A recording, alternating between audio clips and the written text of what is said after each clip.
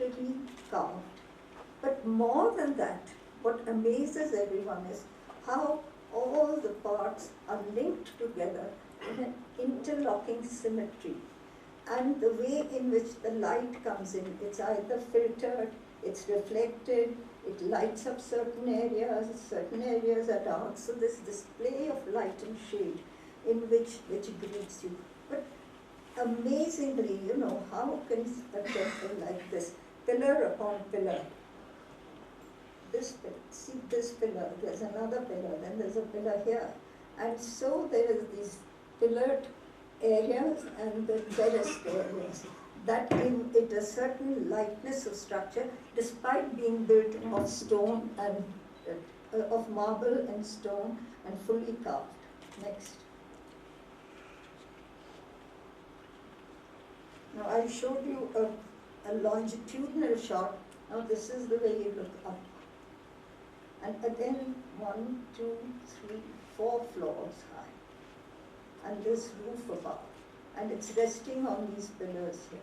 So you have light coming through, which lights up this wonderful ceiling, and then all these pillars that hold up, one pillar, second pillar, third pillar, hold up. So the structure is very different from what you would otherwise see. You have these pillar upon pillars, then side pillars which support other beams, then again pillars which support the dome. So this lightness of structure is something which is very elegant, despite, as I said, its scale. If you really look at it, it is more than 3,000 feet in square meters. The floor of the temple. And if you look at all these motifs, you can see how floral, vegetable motifs. And this is perhaps a certain amount of Islamic influence, because they didn't want human figures and animal figures to be seen. So Gujarat, having the sultans of Gujarat ruling at that time, you begin to see that this is what creeps into the decorative repertoire of temple architecture. Next. Now what you again see is you've seen this temple with all these pillars, and suddenly you see certain open areas. So it's a court in which it is situated, like in a courtyard. So actually this is the temple, and this is the colonnade around it, and this is the area. So here again you have bright sunlight, then reflected sunlight, then filtered sunlight, all this play of light. This is what most architects are amazed about, of how this play of light and shade takes place in this temple. There is this tree which is supposed to be a sacred tree and connected with the deity inside. Now who is the deity inside? He is Tirthankar Rishabha. In the Jains, there are 24 Tirthankars who are born in this cosmic cycle, and the first of them is Rishabha. Interestingly, the Jains believe that every Tirthankar teaches the same thing, but when the first one is taught the religion, then as it begins to fade and as people begin to lose the interest in religion, another Tirthankar is born, and he again teaches the same thing. So all 24 of them teach the same thing. And therefore, the first person, first Tirthankar to whom this temple is dedicated is called Rishabha. He's also known as Adinath, because Adinath means the first one. Next. Now I'm giving you the plan of this thing. The plan of this temple, even though it is so unique, is really not terribly unique. This is a 12th, 13th century architectural treatise which gives you the plan of a sort of what is known as a Chaturmukh temple, meaning a temple with 4 entrances to it. Now what this particular architectural treatise shows you, this is the center of the temple. There are these 4 doors, then it leads into pillared porches or halls, which leads you to this exit. So these are the 4 entrances to this temple. And what is magnificent about this temple is that it can be repeated ad infinitum. You know, you can have another porch, another hall, another porch, another hall in each direction. So you can have something like 108, 120, 150 sort of halls and porches, whereas there is only one central figure here. Now, what is also important about this is that, as I said, it can go on enlarging, but you can also play around over here. You can just have these three, and then you can have maybe just a little edging like that. And this is an important part of the temple, because this is where the other 24 Tirthankars have their shrines. And we don't always have 24 shrines, we have multiples of 24. Meaning, therefore, that you have the 24 Tirthankars of the past cycle, you have the 24 Tirthankars of the current cycle, and 24 Tirthankars of the coming cycle, future cycle. So these are the edges, and that the rear of those shrines falls, gives you that wall that you see in the temple. So here we have, now this is the Ranapur temple. Now see how the architect has changed it. He has made a temple within this temple. So this temple is in that courtyard. The area that I showed you was sunlit, and this particular temple has its own assembly hall. There are 4 assembly halls, but this is the bigger one. Then it has the entrance hall, and then the entrance porch. So we saw that Kichaka figure here. We saw the other thing over here, the ceiling, and this is the shrine. And these are the 4 entrances. And this shrine, even in those days, was highly talked about. People talked about its grandeur and also powerful. This is the eastern gate, and the town is here. So they said that people from here could take darshan through this porch of the deity, and that in the east, as you rose in the morning, you could have darshan, which was very, very auspicious. So these are the 4 porches. This is the one that is usually used, but this is the one where the townspeople could see this. Now, the reason why this is called Chaturmukh, as I said, are these 4 exits. But here, what you will see is, you will see 4 images of the divinity. Next, please. Here, I notice these are the 4 entrances. This is where the divinity is. Now, why is it 4? The reason for 4 is that when he became a monk, he abandoned normal life, took the life of a monk with no belongings. Then he meditated for many years, and then he became enlightened. And when he became enlightened, he taught the religion to the people. So at that time, gods came down and they built this enclosure. It had, one was of silver, the second one was of gold, and the third was of 9 colored gems. And in this assembly hall, everyone came to listen to him. And he was seen in every direction he could be seen. So he could be seen here, he could be seen seated here, he could be seen seated here and here.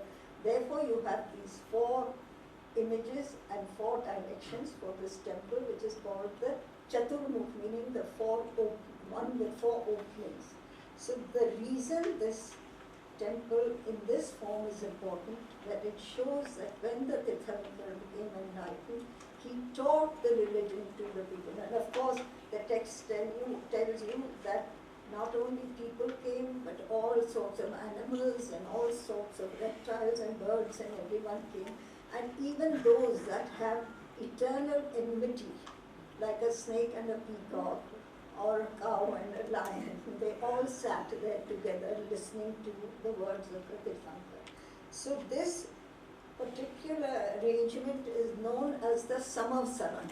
And the Samavsaran is very important, and then when you do a temple like that, you have built a Samavsaran for people to come and pray and to appreciate the fact that they are they have the teachings of the Tirthankar that it is almost like being there while he was teaching. So the importance of Samavsaran is this to the Jains. And this temple is built like a Samavsaran. Temple within a temple with 4 doors. Next.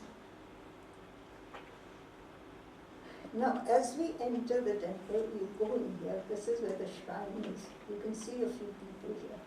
And again, just see the way in which this is the sanctum on top of the divinity, the image.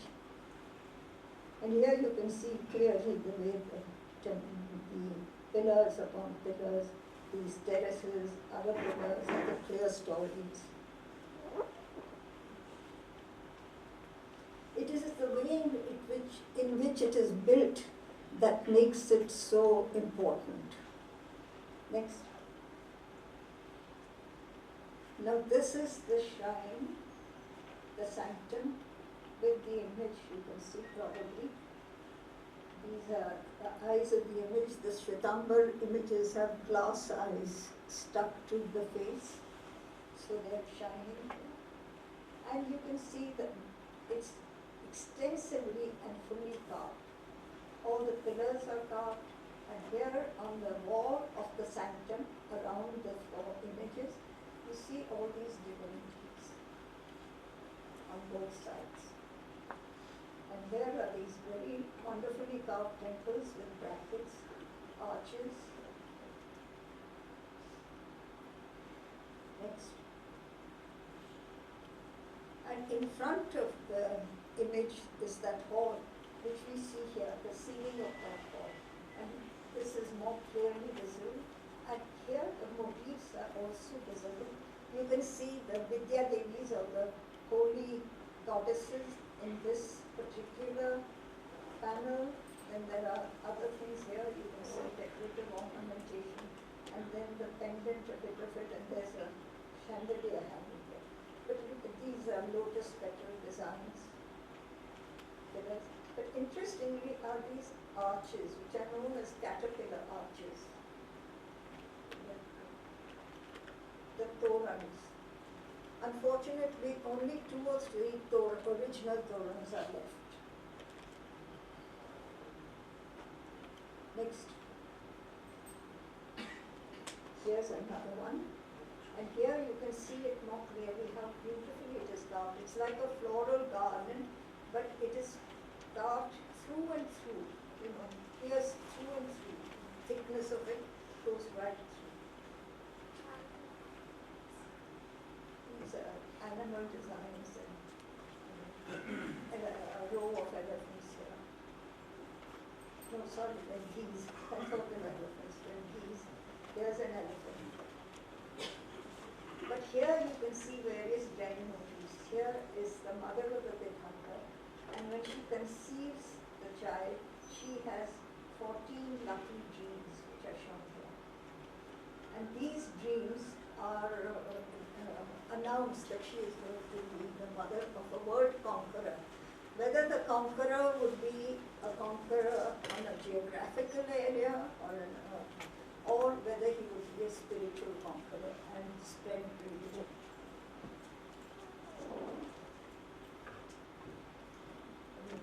Dramas lead. Next, please. Every direction you look at, you see these clusters of pillars everywhere. And you can see their form.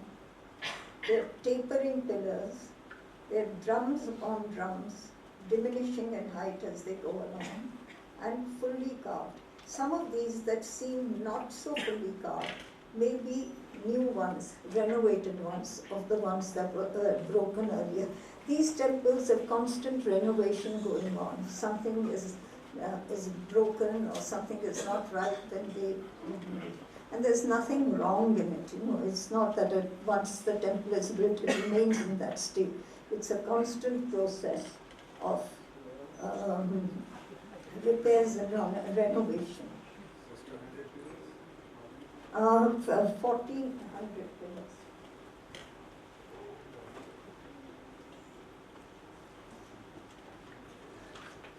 these, I think, are new ones, because the old ones, you can see how extensively carved they are. Next. Now some examples of ceilings. What is interesting is that one may think they are so similar. What is exciting about these ceilings? But if you look at them, look at the energy and the innovativeness that you see. Here it's in a hexagon. And here, of course, there are all sorts of carved ceilings, but it is placed in a hexagonal manner, and of course the same design. But this particular element is very filigreed in its workmanship. Next. This is another one, which is different. Set in a hexagonal manner.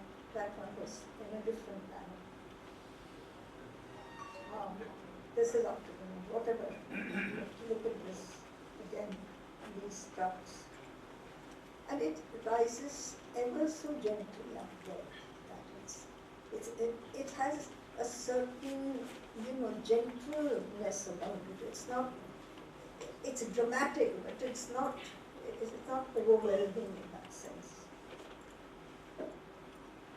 Next.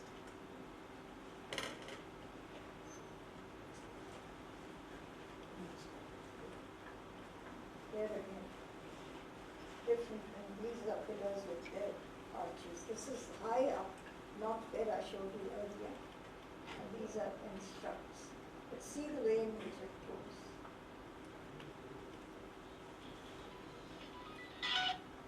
And being in marble, it all has a certain purity. It's all pure, white, and very engaging. Next. Now you can see the curvature, how it curved. Very easy, gradual curvature, and these bendings that have.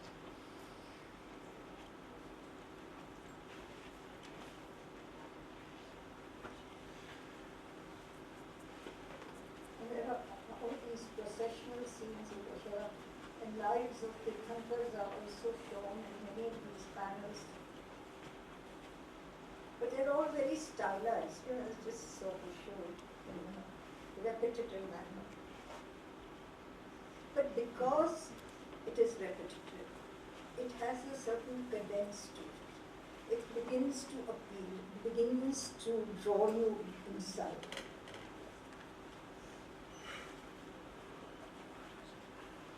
Next, please. Now I'm showing you some details of bracket figures. Now what is interesting in this bracket figure is you see many of these from Khajuraho, from various other places, but these are typically medieval Gujarat. And what is typical about it is that they are attenuated figures, they've been sort of lengthened. Their proportions are more linear, and their postures are more exaggerated. And this shows that the style, which began in the 12th century, 10th, 12th century, and the best examples of it are in Madhya Pradesh, in Khajuraho, and all those areas. This is the same tradition come down to Gujarat, and then you see that angularity, the way the face is also done, there's angularity, the posture has these angular sort of way in which he stands. And therefore you can see the style is now past its prime. It has lost its roundedness and its sort of breathing quality. It's more stylized, but to a lot of us, this is more appealing. It has a more abstract look to it.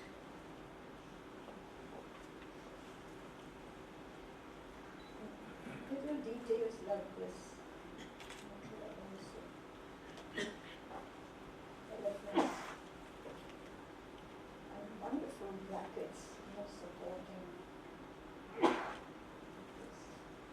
Next. When you have panels like this, there must be pillars here, so panels on top. These are just dancers and couples. Couples are and musicians. You can see this woman playing music and there's a drummer somewhere. But here's a drummer. There's a flautist. What is, in many panels you begin to see the Dikpalas, the 8 guardians of the directions. So it is also, in a way, trying to appease them so that there is auspiciousness in the temple. All the guardians of the 8 directions are placed there so that they are happy and they look after the temple. Next. Just to show